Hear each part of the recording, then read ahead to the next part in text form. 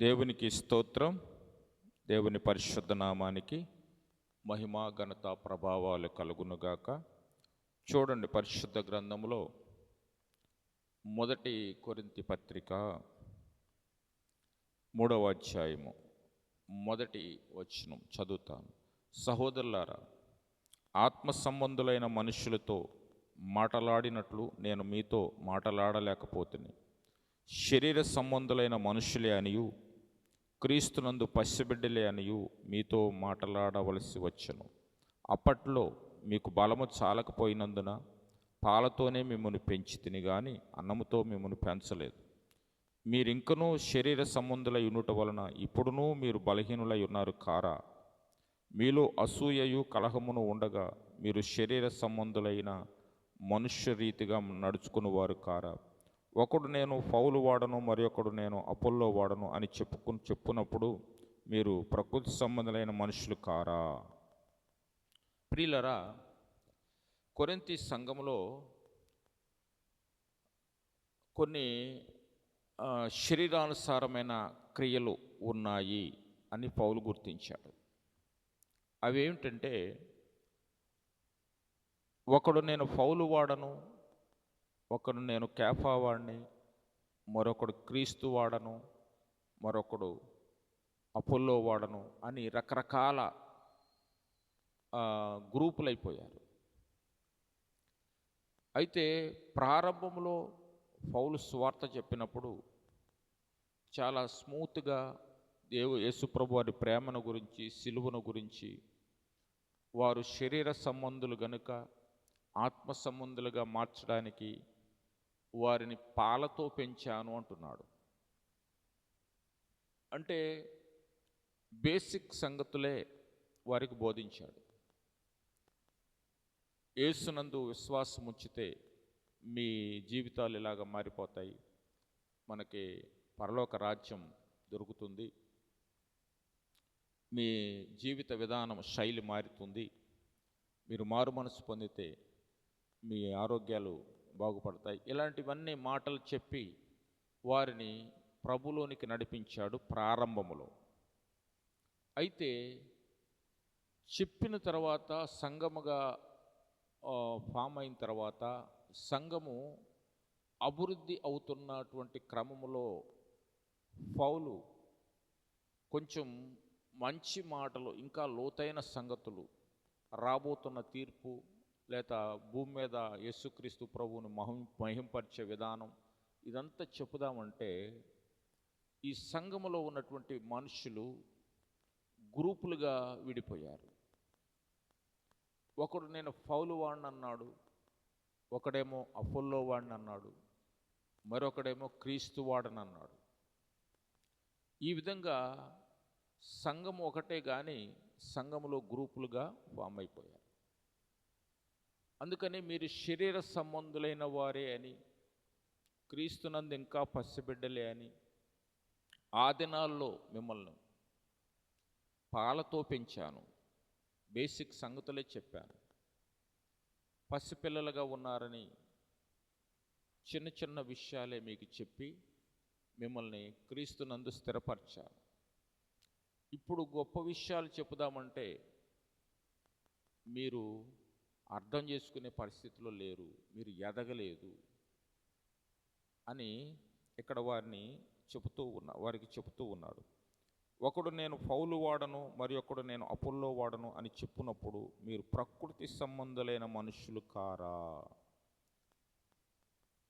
క్రీస్తునందు పసిబిడ్డలు కారా? ప్రకృతి సంబంధమైన మనుషులు, శరీర సంబంధమైన మనుషులు ఏం చేస్తారంటే అభిమానులను పెంచుకుంటారు.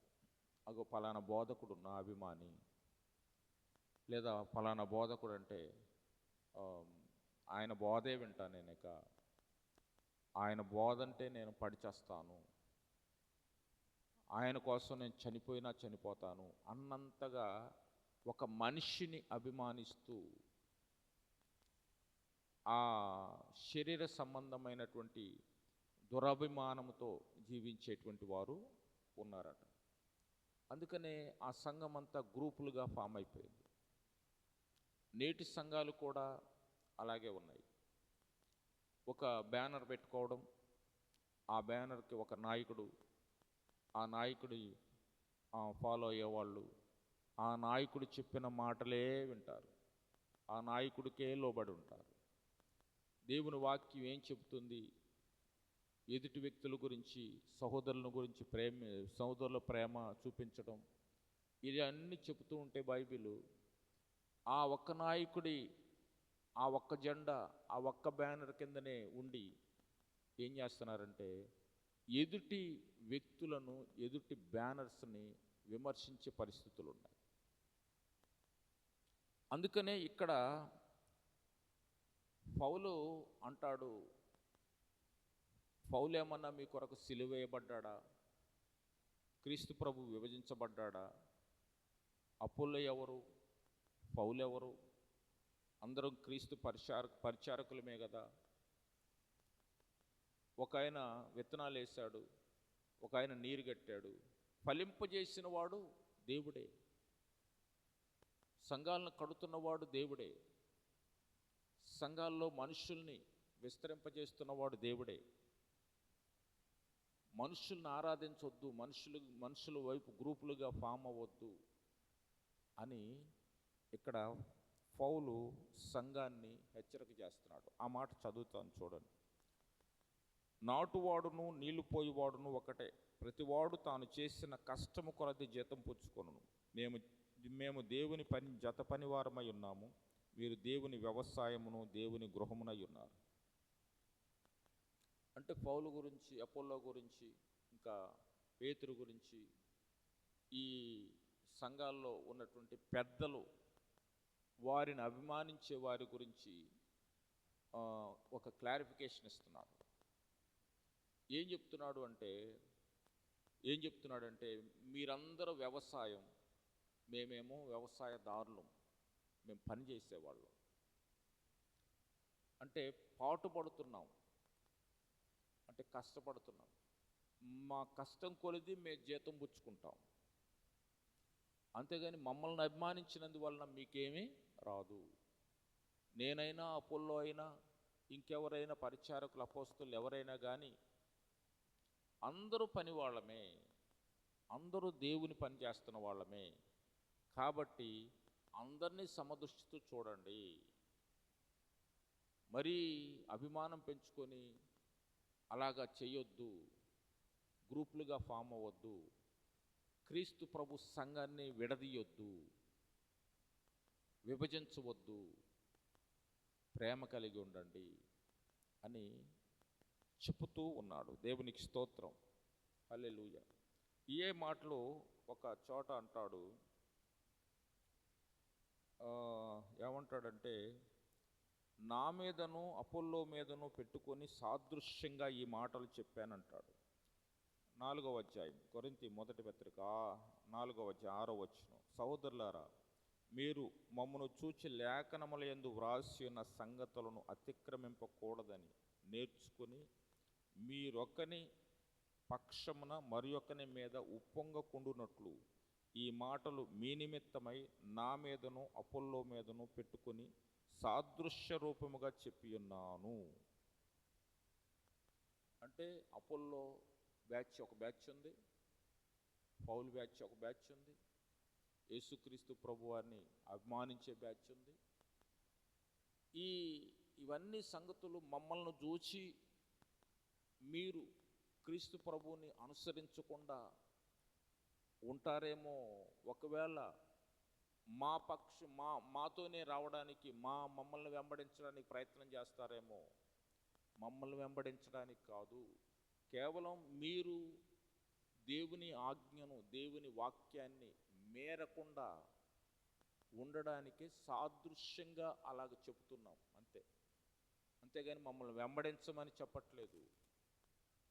నా దగ్గరకు ఒక 100 మంది, ఇంకొక అపోల్లో దగ్గరకు ఒక 100 మంది, లేకపోతే ఇంకొక చోటకు ఒక 100 మంది వెళ్ళి అలాగ చెయ్యొద్దు అని చాలా స్పష్టంగా ఇక్కడ పౌలు గారు అక్కడ ఉన్నటువంటి గ్రూపిజాన్ని గురించి చెబుతూ ఉన్నారు.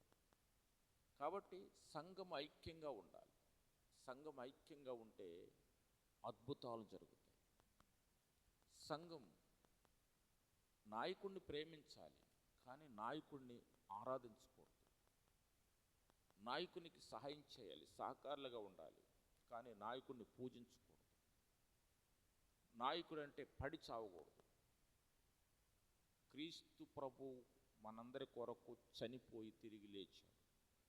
ఆయన నిమిత్తం మనం ప్రాణం పెట్ట బద్దులమై ఉన్నాం. అవసరమైతే ఆయన కొరకు శ్రమ, హింస, బాధ అనుభవించాలి.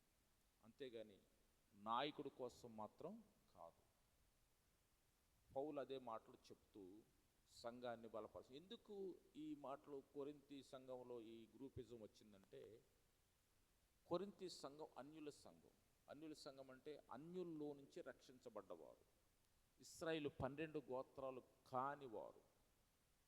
వారు మారు మనసు పొందారు. వారు మారు మనసు పొందిన తర్వాత కూడా ఎవరు వాక్యం బాగా చెప్తున్నారో, లేకపోతే ఎవరు అద్భుతాలు చేస్తున్నారో, ఎవరు ప్రేమ కలిగి ఉన్నారో వారి వైపుగా కొంతమంది ఎవరికి కావాల్సిన వాళ్ళని సెటప్ చేసుకొని వెళ్ళిపోతే గ్రూపిజంగా మారిపోయారు. అలాగ ఉండకూడదు అని చెప్పడానికి ప్రయత్నం చేస్తున్నాడు. దేవునికి స్తోత్రం. కాబట్టి నీ సంఘంలో నీ నాయకునికి నువ్వు సహకారిగా ఉండు, కలిసి ప్రార్థన చెయ్యి, కలిసి పని చెయ్యి. కానీ ఆరాధించటం, స్తుతించటం, గణపరచటం, ప్రభువును ఆరాధించు, స్తుతించు, గణపరచు. అంతేగాని గ్రూపుగా ఫామ్ అయ్యి వేరే బ్యానర్లో ఉన్న వాళ్ళని తిట్టకూడదు, వేరే బ్యానర్లో ఉన్న వాడిని ద్వేషించకూడదు, దూషించకూడదు. క్రీస్తు ప్రభు ప్రేమను చూపించాలి అని ఆ సంఘంలో ఉన్నటువంటి గొడవల్ని లేకపోతే గ్రూపిజాన్ని హెచ్చరిక చేస్తూ, ఖండిస్తూ, ఇలా చేయడం వల్ల మీకు నష్టము. మీరు శరీరసారులే అవుతారు, ప్రకృతి సంబంధులేగానే ఉంటారు, ఎదగలేని పరిస్థితుల్లో ఉంటారు. ఎదగాలంటే ప్రేమించాలి, ఎదగాలంటే గ్రూపిజం ఉండకూడదు. దేవుని యందు పాతుకుపోయి ఏపుగా ఎదగాలంటే, అభివృద్ధి చెందాలంటే సంఘములో అందరూ సమాధానంగా ఉండాలి, హెచ్చు తగ్గులు ఉండకూడదు అని చెబుతూ ఉన్నాడు. దేవునికి స్తోత్రం. ప్రార్థన. పరిశుద్ధుడా, దేవానికి వందనాలు. ఈ మాటలు మా హృదయాలు ముద్రించమని యేసు నామములో ప్రార్థిస్తున్నాము. ఆమేన్.